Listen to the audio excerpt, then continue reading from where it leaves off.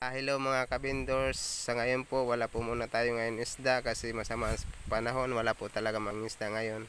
Sa ngayon po magluluto po muna tayo ng kinayod na santol, pananghalian po, ang sahog po natin ay karne. Ayun po mga kabindors, makikita nyo po mamaya mga kabindors, parang ano lang yan, bagong alamang. Ayun po, kumpleto na po ang ingredients natin. Magigisa na po tayo ng sibuyas, bawang, luya.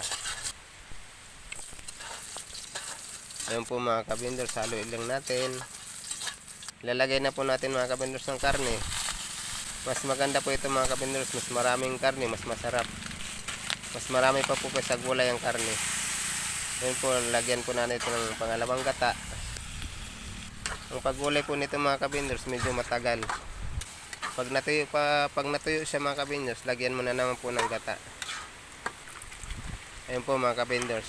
Ito po, last na po na gata ito. Gatang gata na po talaga. Luto na po yan. Bye bye.